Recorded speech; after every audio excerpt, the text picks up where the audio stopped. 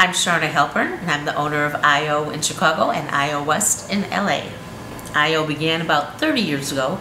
We started out in Cross Currents on Belmont and Wilton, and were thrown out of about 14 different places at that point in time, and then ended up in this building in 1995. I met my partner Del Close in 1983, and we've been the creators of long-form improvisation, spreading the word ever since.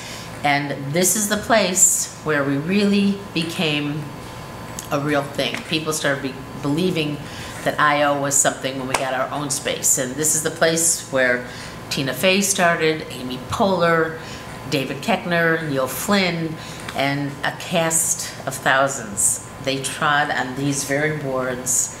So this is a sad moment for us that we're closing at this location.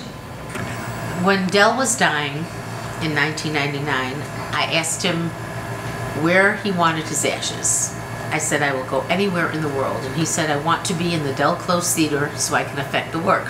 So we built the Del Close altar. These pictures span his career. His ashes are actually in the urn up there, which is a book because Del was a huge book collector.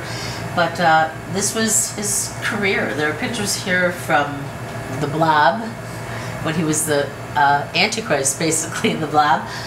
This is his living wake with me and Bill Murray, because he knew he was dying, so he wanted to have his funeral before he died, and it's a great idea. It was a great death, actually. He had his morphine, he went out the way he wanted to go. Yeah, and plays with Peter Falk. This is just when he was a stand-up, this is his career. And this, of course, will all be moving to the new space in the Del Close Theater because I don't want him to haunt me.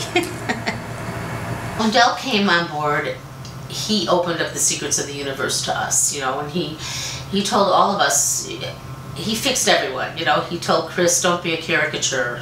Chris Farley, I'm talking about. Listen, be real. And Chris was. He was so empathetic, and you could just see him listening. You know, the characters that they did of him on Saturday Night Live, like where he's like, Paul McCartney, remember the Beatles? Yeah, I remember that. I mean, that was really Chris. Del, you know, taught us to treat each other as if we were geniuses, poets, and artists, and that we had a better chance of becoming that if we treated each other that way. And that's why we've created so many geniuses from this theater, and that's why so many people still work together to this day, because they want to be treated that way.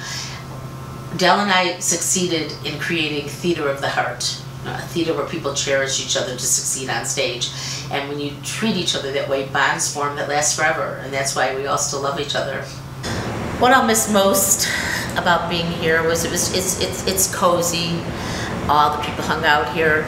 We had our quiet little parties here, and it's going to be great in the new place too, because we'll have our beer garden now.